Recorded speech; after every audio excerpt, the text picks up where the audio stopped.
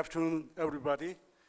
I'm very happy and honored to be here, and I should begin by thanking the organizer to help me in this important forum on happiness.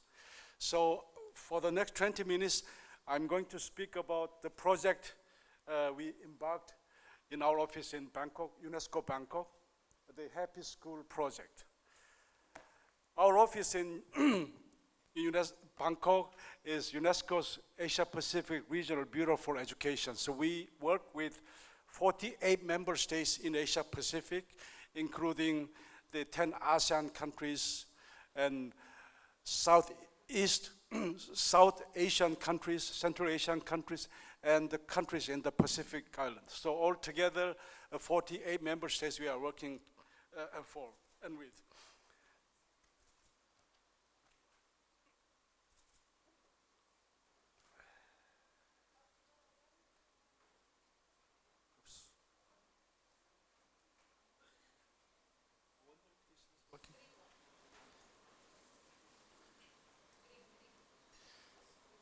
Green one. I'm sorry. Oh, sorry. So this is the storyline that I brought here today. So I'll begin by explaining why have we started this Happy School Project, and then I will speak about Happy School Project itself, and then I will touch on some important initiatives at global, regional, and national level, and I will wrap up with some reflections and the next step from our end. So why happy schools? Well, we all understand that at least we spend 1/10 of our life in schools, depending on where we are. So we think the school experience is one of the most shaping experience in life. It's an important part of our life. Therefore, students are entitled to be happy like us adults. Also, there are so many global movements by now to prioritize and measure and monitor happiness and well-being, like the one that we are having here in Dubai. And yet, learners' happiness can be undermined by both internal and external factors. Internal factors such as over-focus on academic content or cognitive learning, or exams and tests, etc., especially in my part of the world. Many education systems are heavily driven by what we call high-stake exams, college entrance exams and others. Externally, previous speakers spoke about the importance of money, income. Yes, it does affect our well-being, and in schools also, and also growing intolerance and violence, etc. So having that in mind, we looked at the literature or research, survey, report, etc., and we find that by now we have ample evidence to suggest that there's a very close correlation between students' well-being and learning outcome. Not just cognitive, but non-cognitive dimension of learning as well. That's why we think it's important to address this happiness and well-being in schools. Especially emotional, mental development is the best predictor of whether the resulting adult will be satisfied with life. Those who are happy in schools are likely to be happier in their later life. That's what the research suggests. And this coincides with our common sense. And even the happy teenagers are likely to earn significantly higher income than less happy teenagers after 15 years, according to some research. So we have enough evidence to go for it. In United Nations, back in 2011, as you know, the UN General Assembly resolution recognized happiness as a fundamental human right. It's a fundamental human right. The next year, UN General Assembly decided 20th of March as a day of happiness. United Nations and we, UNESCO, celebrate many days of the year, but this 20th of March is the day of happiness.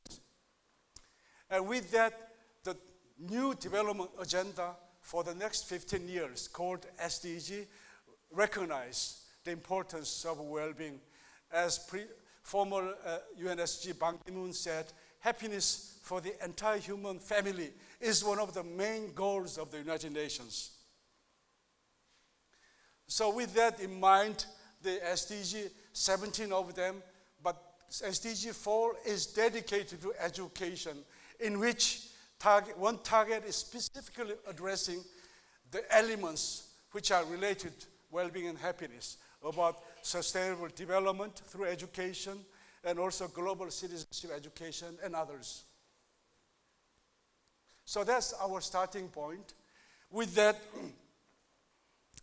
back in 2014, we launched what we call Happy School Project to promote happiness in schools in Asia Pacific. Again, many countries in Asia Pacific, when it comes to international tests like PISA and TIMSS, we see many high-performing countries, and yet students in these systems, many of them are not happy. So we wanted to see the perspective from school stakeholders, mostly students, teachers, and parents, and we wanted to identify and share promising and innovative practices. So at the end of the day, we tried to establish what we call a happy school framework. When it comes to the conceptual or theoretical underpinning, we used a UNESCO report which came out back in, I remember, 1996. I'm going to refer to it later, which identified what we call 4 pillars of education, or 4 pillars of learning. Learning to know, learning to do, learning to be, and learning to live together. Together with what we know as positive psychology. So when it comes to research, it's more of a qualitative approach. It's combining desk study, workshop, survey, and seminar. So firstly, we looked at the theories of happiness. There are so many theories about happy. The previous speaker talked about the subjectiveness of this well-being and happiness, and yet many people try to theorize the happiness. So we took out the 3 points in the context of schooling. Number 1, happiness is something collective that is obtained through friendship and relationship, which can be developed through schooling and education. And education is essentially holistic and multidimensional. Education is not just about imparting skills and knowledge to learners so they can better perform in the world of work. It should be much more than that, as we all know. And education can lead to happiness, but can also be a source of happiness in and of itself. I know in case of Bhutan, as we know, is a country of happiness. I wonder if there is anybody from Bhutan. I was there 2 months ago. I was told by the Minister of Education that when it comes to measuring happiness, education is a key element. At any given point in time, the minister told me that more than 90% of Bhutanese are happy. The men tend to be happier than women, if I remember correctly, and those who live in urban area are happier than those who live in rural area. Anyway, so we can conclude, we can learn to be happy, but at the same time, we can also be happy to learn. So Happy School Survey asked these 4 questions. I'm not going through it. Basically, what can make school a happy place? What can make school an unhappy place, etc. And also we employed the survey. We got responses from more than 30 countries in 6 different languages, as you can see. And the majority respondents, of course, were students. And in terms of school type, the majority schools responded were public schools. And so here are some important results. So 5 factors for happy school. Number 1, friendship and relationship in the school community. And the second, woman-friendly learning environment, learners' freedom, creativity, teamwork, and positive teacher attitude, etc. What makes people unhappy at school? Again, 5 factors: unsafe environment, prone to bullying and physical and mental violence. And also lots of homework, as you can imagine. These are the factors contributing to unhappiness in schools. So after having examined all these elements, we came up with 3 dimensions: people, process, and place. The aim was for us to better inform policymakers when it comes to designing and implementing their policies to factor in these important aspects of schooling. So I want to address briefly all these 3. First of all, regarding people, friendships and relationships in the school community, positive teacher attributes, respect for diversity and differences, positive and collaborative values and practices, teachers, of course, competencies. When it comes to process, reasonable and fair work, again, homework, we realize quite important. Perhaps educators need to rethink how they give assignments to pupils. Teamwork, collaborative, I'm not going to read through it. So these are the key elements. And then place, of course, woman-friendly learning environment, secure environment free from bullying and violence, and green, open and green learning and playing spaces, school vision, leadership, etc. So with that, if I were to summarize what a typical happy school would look like, I'm going to read through it. So our findings suggest that happy school, an average happy school in Asia Pacific is a place that is warm, comforting, and safe. A place where learners build a strong relationship and are free to learn and engage with others. It is a place where teachers and school staff actively engage with the learners, engage creativity and collaboration, and care for one another. A place where parents trust and respect that their children's well-being is everyone's concern. It's not that difficult to achieve, don't you think? And yet, in many schools in Asia Pacific are far from this ideal situation. That's the issue that we have to address. So happiness initiative, I'm not going to mention the global initiatives, but one point that I want to share with you, by now many countries, at the global level, the leaders start to be concerned about happiness. I think that is why we are having this important conference in Dubai. I understand that this country, host country, has the Minister of Happiness, maybe the only one, I'm not sure. I think it's a very good move for us to promote happiness.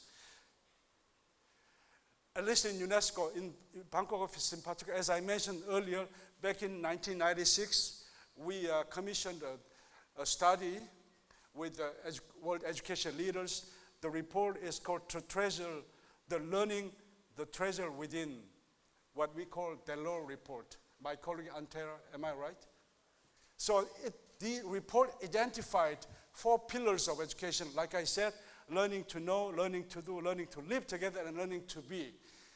As we all know, many countries, many policymakers are so much concerned about this, the first 2 dimensions. In other words, competitiveness of education system and their economics as well. That's perfectly okay. But for us to arrive at happiness at the global level, for us to live in a peaceful world, we need to emphasize equally even the importance of collaboration and cooperation.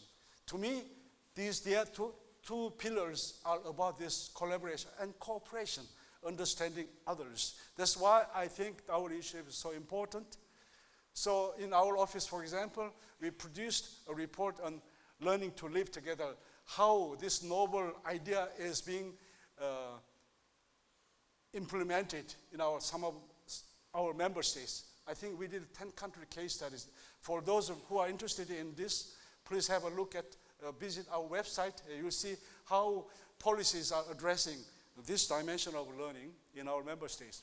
So at the national level, so we all know that Bhutan is a country of happiness. Japan, just 2012, they Cabinet Commission on Measuring Wellbeing was established. Korea, the policy of happy education for all, creative talent shape the future. I'm a Korean, by the way. The Koreans are having lots of problems with their public education system. And if you look at, for example, the suicide rate, unfortunately, it's one of the highest countries in the world because of, again, severe competition, stress, etc.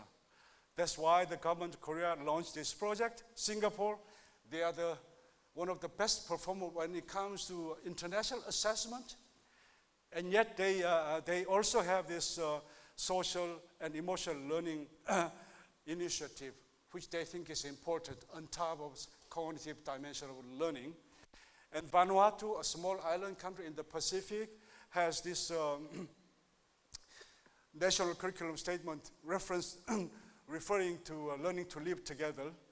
I think they developed indicators of well-being for Melanesian people back in 2012. So we see the different approaches in different, but the point is, it's good that our member states are looking beyond this competitive dimension or cognitive dimension of learning. So with that, some reflections. First and foremost, happiness and education quality are inseparable. If we are concerned about the quality of learning, we should look beyond this cognitive dimension. We should address the issue of well-being and happiness.